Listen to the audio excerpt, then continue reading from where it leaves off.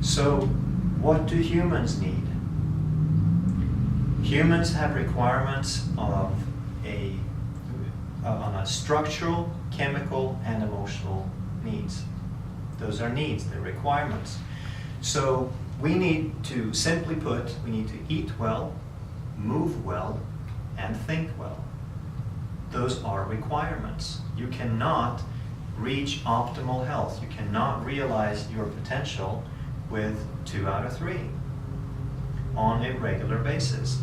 So what does it mean to eat well? It means you eat real food, and we'll have another seminar on food.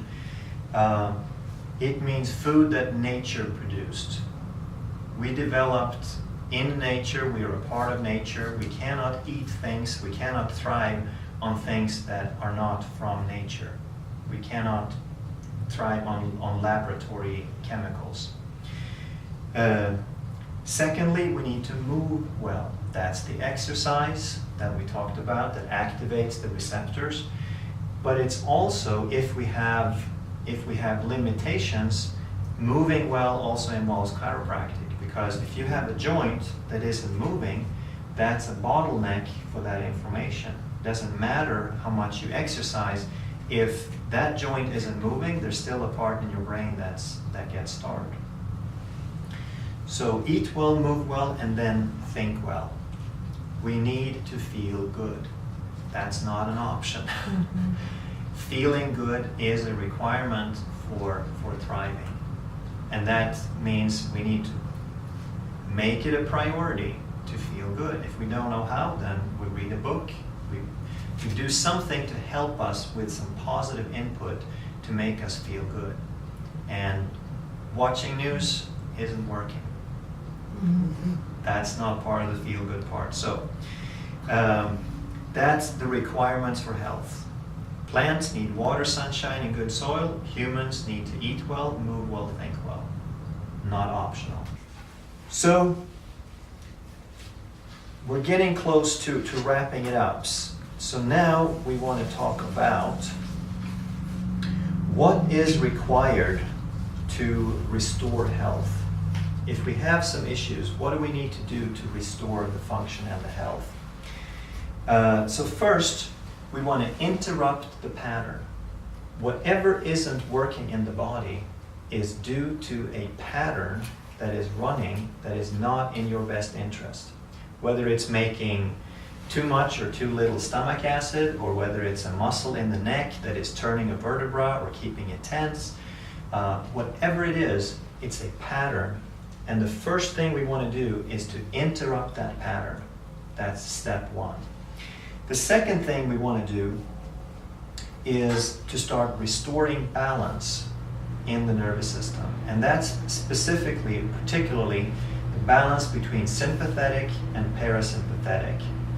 So we want to give the body a chance at healing by reducing the stress. And the best thing we can do there, again, is chiropractic adjustments to interrupt the pattern and follow it up with breathing exercises. This is why you probably have heard me talk about breathing in this office. Because the heart rate variability is one of the best indicators there is on future health potential. And the breathing is a way that we have direct access to the balance of sympathetic and parasympathetic function. Third thing we want to do is to rebuild strength. Whatever areas in the brain have declined, have degenerated, we need to try to rebuild them in order to restore the full function.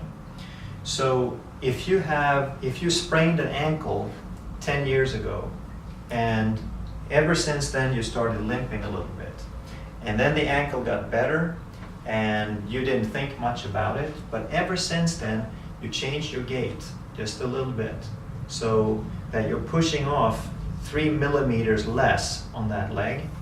That means that there's less movement in the hip, and there's a difference between the incoming signals of your left and right brain. Something as subtle as that will create a difference. Is it significant? We don't really know. But if you have hundreds of those events, they all add up. So how do we rebuild strength in the nervous system? Again, the chiropractic adjustment. It sends a fireworks of activity, of stimulation to the brain, and because we have different chiropractic techniques, we tend to find where is the weak area. We either check a short leg, we do a muscle test, we look at some neurological function. If we can change some expression of function, then we have helped balance out an underlying imbalance. And what's the fourth thing? We want to reduce stress, because stress is ultimately the thing that caused the problem in the first place. And what is stress? Stress is lifestyle and perception. So we want to make sure that we get adequate rest. We want to make sure that we feel good. We don't want to work 80 hours a week and live on coffee and cigarettes. We want to give the body a fair chance. That's the smart lifestyle choices.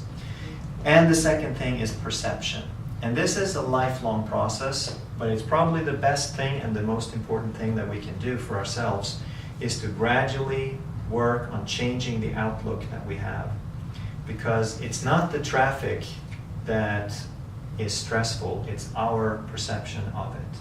And the same holds true for every person that you meet, every judgment that you ever make, every piece of bad news or aggravation that you ever come across. It's a perception, and it doesn't mean anything unless you give meaning to it.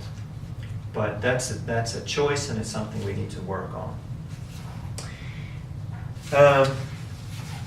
And then there's a little cartoon in here as well. I love this guy. He's got lots of funny stuff if you want to look him up on the web. It says, what fits your busy schedule better? Exercising an hour a day or being dead 24 hours a day? I think that's kind of to the point. Because so many times all that stuff, it's really important, but I'm so busy, I just never get to it. There's so many things to do, I gotta feed the cat, and I gotta go to work, and if we don't make it a priority, it never happens. So if we want to be healthy and happy, we gotta set the time aside ahead of time and make it something important, and then we always have time for the important stuff. So, who wants to feel better? I'm sure you all have someone in mind you already thought of that you think, yeah, they have to know this stuff. They need to know this. So that's why we started this series of talks, so that you can come and learn. We're going to try to change the topics and keep expanding on this. And also for you to bring in new people so that we can have a growing crowd. That's really the purpose of everything that we're doing here, to raise the awareness of health and well-being. So feel free to write down some names of people that you think could benefit from knowing this stuff, and feel free to bring them next time. So thank you very much for your attention, and if you have any sort of questions, feel free. I covered everything too well, huh? Very good. And I wonder why I got that bored.